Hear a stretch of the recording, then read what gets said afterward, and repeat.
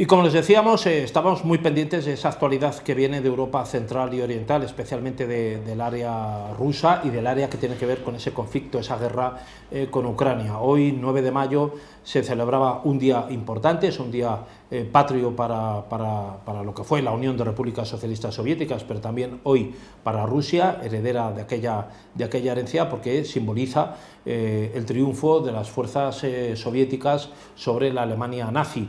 Tenemos que recordar que Rusia, o la URSS en aquel momento, entró en Berlín y pocos días después se suicidaba Adolfo Hitler, y ahí se marca el final de esa Segunda Guerra Mundial. Hoy es ese día patrio. Vladimir Putin ha sacado cabeza adelante, ha anunciado y ha justificado ese ataque a Ucrania, porque dice que Occidente, y ha justificado así, preparaba la invasión de su tierra e incluso también una contraofensiva en Donbass, es decir, pueden ustedes acudir a la información de prensa, tanto la propia como la ajena, y podrán comprobar que esa es parte de la justificación que Vladimir Putin, el líder ruso, ha explicado hoy en ese día patrio ruso. Tenemos con nosotros a un gran conocedor y profundo analista de la realidad europea, especialmente a través de su actividad en el Parlamento Europeo, porque fue eurodiputado. Es don Enrique Calvet, es ex europarlamentario y presidente de ULIS, es una organización política que es Unidos, Libres, Iguales y Solidarios. Tendríamos que saber, don Enrique, si es posible todavía tener una Europa que sea unida, libre, igual y solidaria en este momento tan difícil. Hombre, en Europa, como en España, posible es.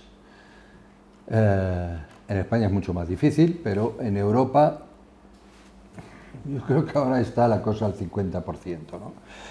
Es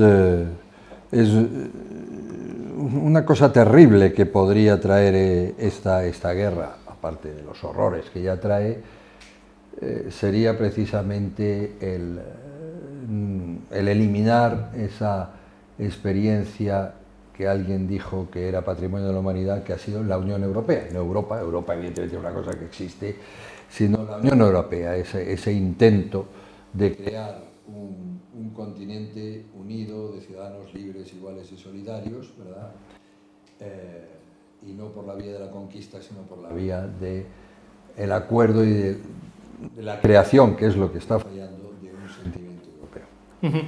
Don Enrique, había hace pocos meses, ¿no? Tendríamos que remontarnos, durante la pandemia se ha hablado de la recuperación, de esa enorme cantidad de dinero que iba a llegar a las arcas de los distintos países afectados por la pandemia. Europa, la Unión Europea, encuadrada con una serie de países que pueden disfrutar de esos fondos, y hay otros parajes del planeta donde eso no existe, ¿no? Y había una ambición también por una construcción sólida de la Unión Europea, incluso en un concepto de seguridad y defensa común, que parece que ahora con la guerra de Ucrania se ha visto, digamos, distorsionado, ¿no? Porque vuelve a recuperar otra vez importancia la OTAN. Tenemos que recordar aquel discurso de Donald Trump, ¿no? Exigiendo el 2% del PIB como mínimo, y se hablaba en aquellos momentos por Alemania y por Francia de que había que plantear un eje diferenciado de Estados Unidos. Ahora hemos vuelto otra vez a una dependencia importante de los Estados Unidos para mantener un poco las premisas de esa solidez europea, ¿no? Bueno, pero es que el problema para los que llevamos reclamando un ejército europeo desde hace decenios, yo diría, porque antes del Parlamento estuve en el Consejo Económico y Social de Bruselas desde el 86, y desde entonces se va reclamando, cogiendo a veces recovecos, porque la política de defensa es una cosa de los estados, o pues por ejemplo a través de la homogeneización industrial de la industria de armamento, a través de planes conjuntos, etcétera.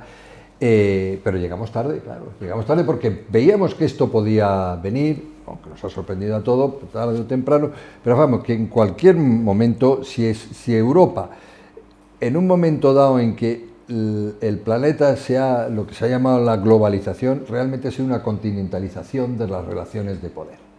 Y ahora, pues por el desarrollo tecnológico y por todo lo que se quiera, las relaciones de poder la dominan unos países continentes con un gran mercado único que les sirve de reserva en un momento, es decir, una masa crítica importante de ciudadanos, y un eje industrial o militar importantísimo, que son, pues eso, Rusia, China, Estados Unidos, irán llegando tal vez Brasil, Australia y tal, pero Australia tiene muy poca gente, por ejemplo. Y Europa tenía que decidir si quería pintar algo así o ser un mero comparsa económico dividido entre varios países. Bueno, nos ha pillado el toro, claro, ahora es que no tenemos, como no hemos tenido más remedio que cuando la guerra de Yugoslavia, cuando no hemos tenido más remedio en lo de Libia, no, además es que la urgencia hace que dependemos de Estados Unidos. Eso nos lo ha recordado el señor Putin a sangre y fuego, desgraciadamente. Entonces, aún y con todo, probablemente sea necesario hacerlo. Probablemente, además, o sea, tampoco hay que soñar, ¿no? Es decir, de pronto el año que viene tendremos un ejército europeo independiente, fuerte, etc. No, eso lleva tiempo. Lo que pasa es que teníamos que haber empezado hace mucho tiempo, pero empecemos por lo menos hoy. Probablemente sea un arma, ¿cómo diría yo? Un brazo de la OTAN, o sea, no se trata de hacerlo contra la OTAN, el brazo europeo, pero con una gran capacidad de autonomía para por lo menos sus asuntos, ¿no? Y sus asuntos puede ser Yugoslavia, por ejemplo, ¿no? O tenía que haber sido Yugoslavia. Y además no supone, como se pone la destrucción de los ejércitos nacionales, sino todo lo contrario, es decir, se tendrá que basar en lo existente, en el aprovechamiento. Lo que pasa es que un aprovechamiento con una visión global y con una visión global no solo de las fuerzas que cada uno puede aportar al estilo medieval, sino también de la industria de defensa que tenga visión europea, de la necesidad de crear portaaviones y para controlar el mar, que es la gran fuerza de Estados Unidos, a lo que todavía no llega China, que se está preparando. En fin, y sobre todo se trata de un Estado mayor centralizado, un mando único, en fin, etcétera, ¿no? Pero claro, con mucha participación de españoles, franceses, etcétera, porque ¿de dónde los vamos a sacar? Y además eso de que es pérdida de soberanía, mire usted, ahora mismo no tenemos ninguna. No tenemos ninguna, hacemos lo que nos dicen. Lo que nos dicen y nos imponen. En Marruecos, Ceuta, Melilla, como en el Kuwait, lo que nos dice la OTAN. Hombre, si tenemos un ejército europeo, donde perfectamente, seguro que en el Estado Mayor habrá un español, como habrá un francés, como habrá un alemán, un italiano, etc., ya estás compartiendo, si quieres, tu soberanía, pero estás ahí ocupado y tomas o co-tomas decisiones que ahora mismo se están tomando en otros continentes. Bueno, pues eso ha llegado tarde y desgraciadamente lo que estoy viendo es que esto, en vez de servir a un acicate para recomponer una fuerza europea y una mayor y mejor unión, que supone compartir soberanía sin duda alguna, como ya lo hacemos con la moneda, por cierto, que no es nada nuevo, en vez de eso están naciendo fuerzas que claramente quieren destruir lo adquirido y volver a un nacionalismo aldeanista, ramplón, de no, soberanía total y tal. El otro día decía una persona en una televisión que frecuento, pero usted ve, se lo decía Margallo, fíjate, usted ve a un finlandés mandando tropas españolas. Claro, dijo Margallo lo que yo hubiera dicho. Dice, pues por supuesto, ¿qué problema? Igual que veo a finlandeses mandados por un teniente general español. Bastará el mérito, bastará ver dónde está la campaña, bastará ver si de los Pirineos, en fin. Bueno, es elemental, vamos. En las misiones internacionales que ha participado España no ha quedado mal. O sea, no, y además yo visité ya un sitio donde se da eso, que es el Eurocorps, que es un cuerpo de 5.000 personas, que de hecho no es de la Unión Europea, es un acuerdo entre 5 países, Polonia, Francia, Italia, España y Holanda, si no recuerdo mal, donde se turnan sistemáticamente los mandos. Y a mí me tocó el mando del teniente general Ramírez, me acuerdo, bellísima y preparadísima persona, y que en su momento lo mandaba él. Se dio el puesto un alemán a los 2 años, yo fui habilitado de Estrasburgo. Pues, es decir, ese es el futuro y es como los españoles y demás europeos estaremos realmente protegidos y de manera autónoma. Claro, claro. ¿Cree usted, don Enrique, que volvemos al telón de acero? O sea, esto sí, porque lo que a algunos analistas no se nos escapa es que Si esto Rusia lo hubiera hecho hace 30 años, a partir del año 91, inmediatamente, hace 30 años, quiero decir, invadir Ucrania, una guerra en Georgia, etcétera, pues a lo mejor todo el mundo hubiera pensado, hombre, esto es entendible porque se les descoloca un imperio entero, o sea, que hubiera tenido sentido meter los tanques en Ucrania. Pero claro, 30 años después es como un poco feo o poco justificado, ¿no? ¿Cree usted que volvemos un poco al telón de acero, esa línea fría de Polonia para el este? Pues claro, tenemos que entender que la OTAN también ha corrido fronteras, ¿no? Países bálticos, por ejemplo, eran parte de la Unión Soviética y hoy es la OTAN, ¿no? Son miembros de la OTAN.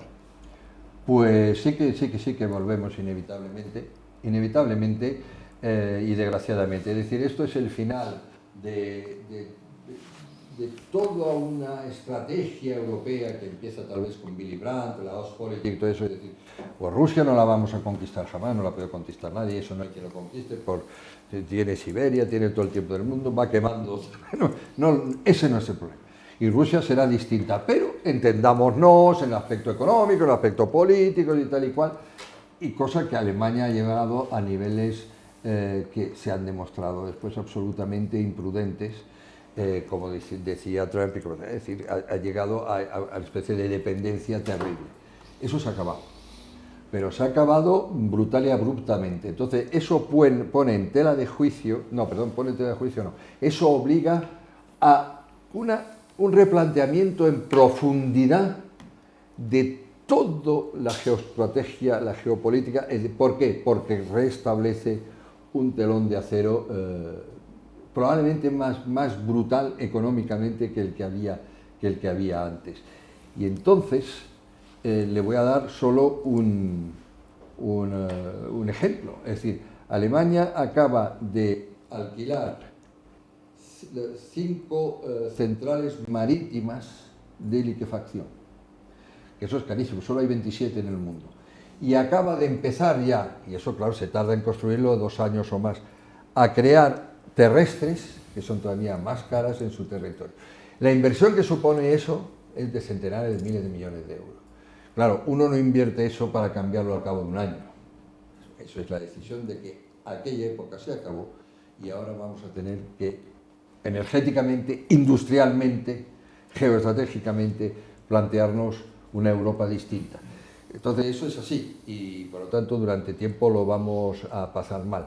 Por cierto, y dejando ya la palabra a gente verdaderamente importante, España también debería, aunque yo soy por su integración en Europa, debería tomar decisiones inteligentes para adaptarse a los nuevos tiempos. Hay que tener dirigentes inteligentes también. Claro, pero ya que aquí hablamos de empresarios y de personas vinculadas al mundo de la producción y con poder, por favor exijan ustedes que en este país se dé seguridad jurídica prolongando la vida de las nucleares y permitiendo el fracking para no tener que comprárselo mucho más caro a Estados Unidos, hombre. A continuación, eso a corto plazo. Don Enrique, a continuación de usted tenemos casi todos son empresarios, o sea, que son gente que sabe lo que vale un peine pues y paga sus impuestos en España. Les lanzo el reto, por si he dicho alguna tontería, ellos sí son importantes. Me gustaría, don Enrique, quedarme con una pregunta pendiente, pero ya para la siguiente, que la haremos en una semana, 2 o 3, cuando Dios quiera, que será acerca de ese eje franco-alemán que tanto prestigio, dinamismo, impulso dio a la Unión Europea y que ahora parece que está un poco tocado del ala. Me gustaría analizar eso con usted y apúntese la pregunta porque en la siguiente se la voy a hacer. Sí, solo digo, habrá que recuperarlo y sobre todo habrá que recuperar mi idea de las primeras, segunda y terceras velocidades. Porque no podemos perder tiempo. Vamos a ello, don Enrique. Continúen ustedes ahí, volvemos en unos instantes.